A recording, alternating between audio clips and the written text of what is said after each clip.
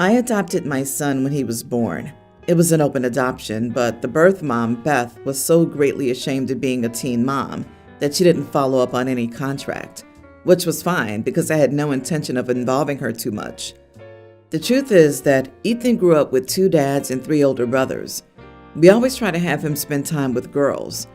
A couple of years ago, when Ethan was a tween, Beth reached out to see how he was doing. She spent the last years being an overachiever, so she'd feel worthy of having a relationship with Ethan. Ivy League, married a hedge fund dude, yoga, etc. Ethan is incredibly self-aware and intellectual. You cannot BS him, so he and I enjoy a very open relationship. I told him his mom reached out to me and asked about him. I emphasized that she didn't forget him, but she had to go away to work on herself. I asked how he felt about talking with her, and he said he was open to it.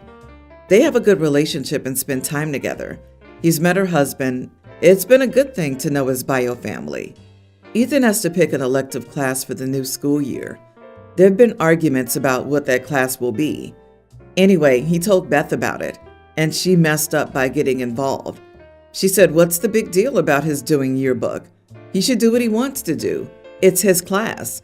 I was like, "You messed up." I said, "Girl, you are not his mom. You're more like a sibling. Siblings don't get a say in parenting decisions. You take a back seat. You're a seat filler in the life of Ethan. Just don't forget your place." She didn't say anything and went radio silent. I was the bigger person and reached out. I said, "I've been raising that kid for 11 years, so it was triggering for you to give your 2 parenting cents. You need to understand that. He understands that, so you should too." I guess she's waiting for me to apologize for something she did. I will not. Once you do that, everything goes bad. Am I the idiot for telling my son's birth mom that she's more like a sister? I mean, is she wrong? Your son is a tween. Why can't he do the yearbook if that's what he wants to do? Why should you get to choose his elective class? She's correct. It's his class. You are the idiot. Dude, you need to take a moment and cool off. You sound incredibly controlling. Yeah, wow, slow your roll, OP. My son just finished early middle school and he chose his electives. I've never heard of this so-called veto power. He's a great student, so it wouldn't even occur to me to try to meddle with his choices. If he wants to take an elective that's a bit more chill, he's entitled to it. You take a back seat. You're a seat filler in the life of Ethan. Just don't forget your place. Oh, wow. You sound jealous and worried that Ethan may eventually love his bio mom, will respect her opinion, seek out her advice, and will have a great relationship with her, his future bio siblings, and a stepfather. You mentioned bio mom is Ivy League, married a hedge fund dude, and does yoga. Your underlying tone is a slur on well-educated, successful, affluent people. You didn't mention your socioeconomic status, but specifying some hedge fund dude implies that you're not in that world. Are you concerned that Ethan will make comparisons between the 2 families? He will compare how you reference his bio mom and your lack of respect towards her, and how she references you. You can control a tween's activities, but you can't control his mind. He will not forget. At the rate the OP is going, Ethan will go and live with his mom as soon as he's old enough to do so. Let's be honest, she's not the seat filler. That's you, OP. She didn't say anything wrong. You did. Now, when you're done acting like she owes you something, you may apologize for what you should have done.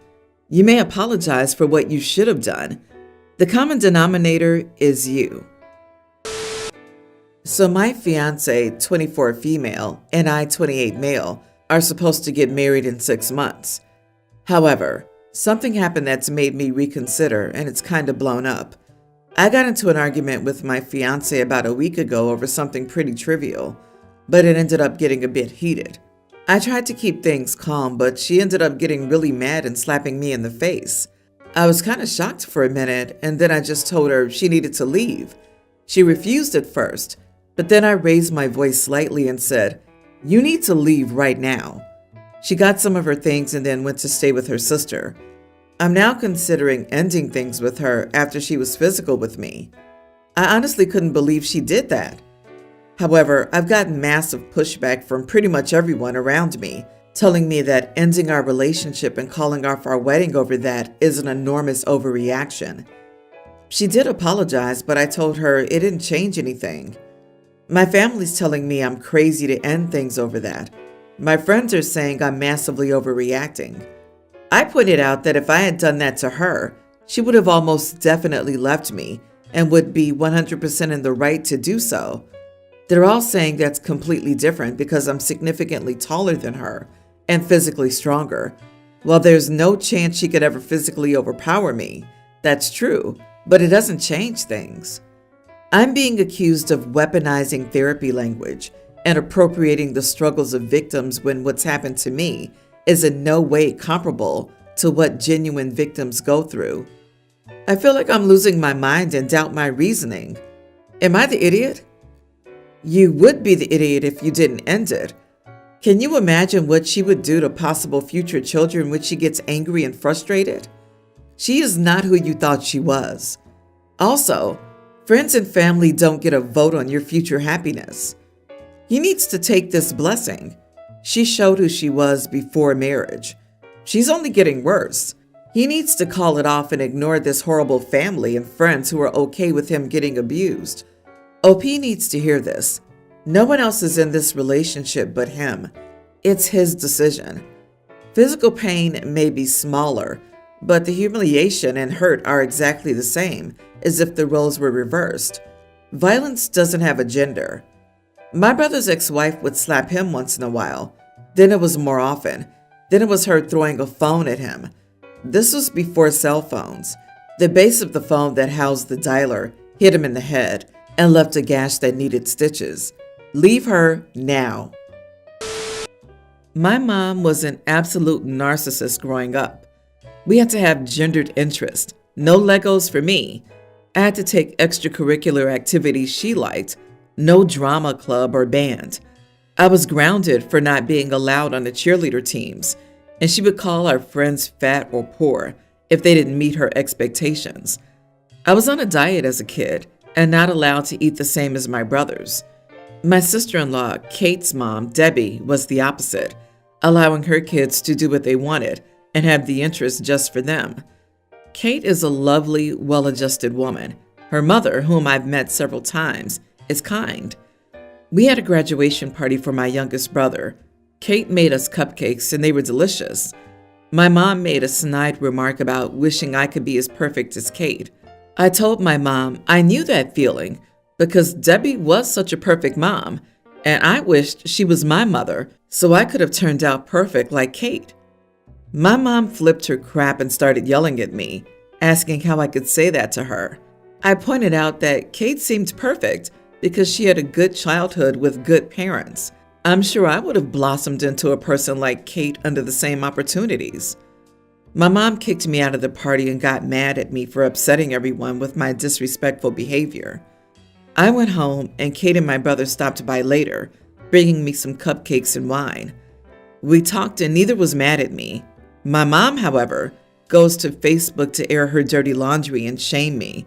This is not new behavior, so I'm unfazed by that. Several people called me ungrateful and said my mom did the best she could for us. I find it laughable, but family members say that I need to apologize. But she started it by saying Kate is perfect. I told my mom I knew that feeling because Debbie was such a perfect mom and I wish she was my mother, so I could have turned out perfect like Kate. Haha, I love it. I think I've used a similar approach with my narcissist dad whenever he criticizes my behavior. Just following your example, Dad. Guess I wasn't raised right, huh? Etc. Not the idiot, though she'll never see it that way. One day, when my abusive father criticized me, I asked him if he thought my deficiencies were caused by my environment or if they were hereditary. He began to sputter, turned bright red, and left me alone, as he realized either answer reflected poorly on him. OP, you just gave back what you got. Kudos for being able to deliver that immediately. My mom was an absolute narcissist growing up.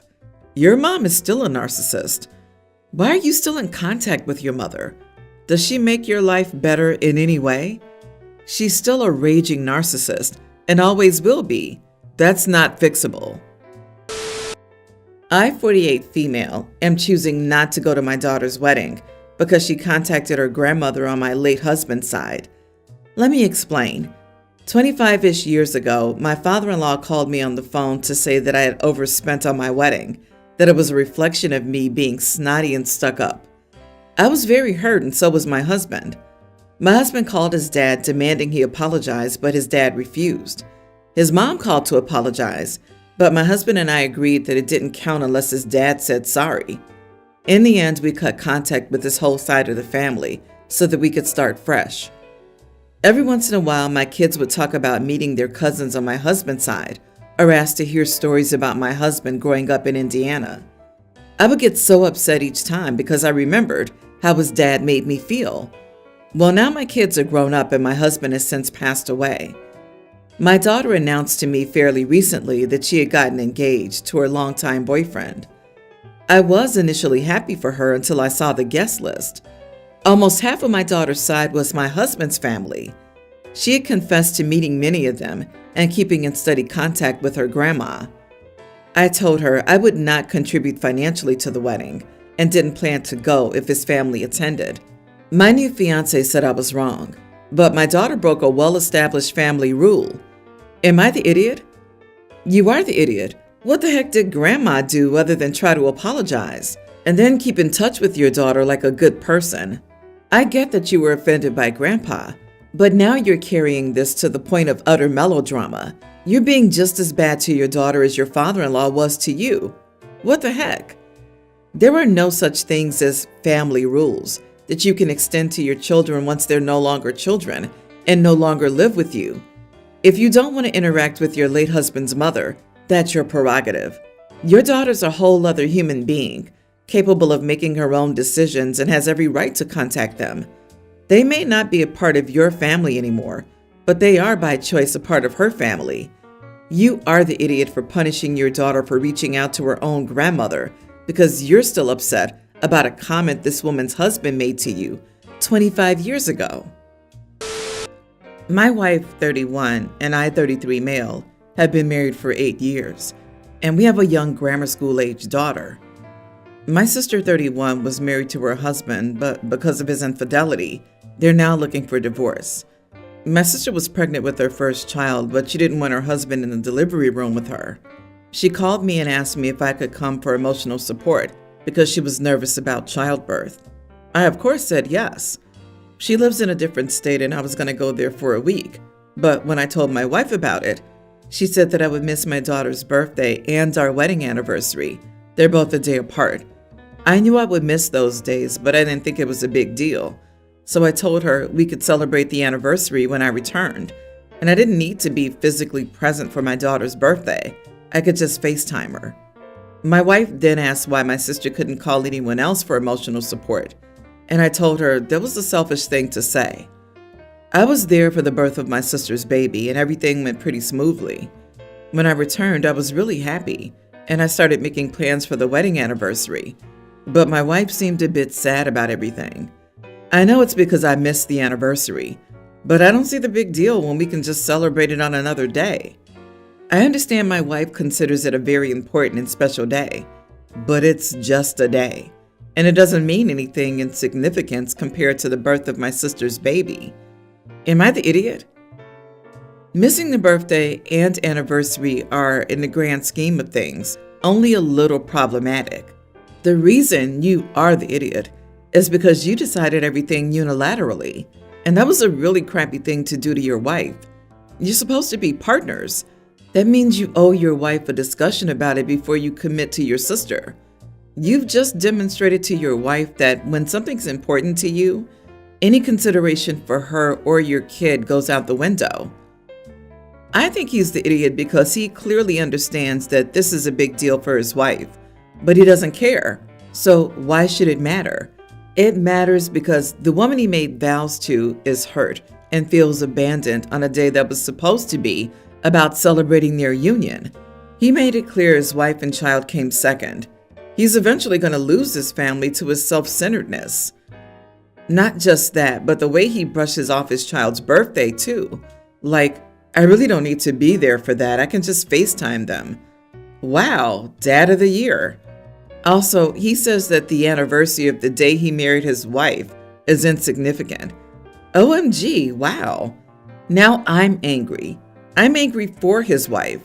I guess he'll miss his anniversary every year because he just said his anniversary means nothing compared to his nibbling's birthday. You are the idiot.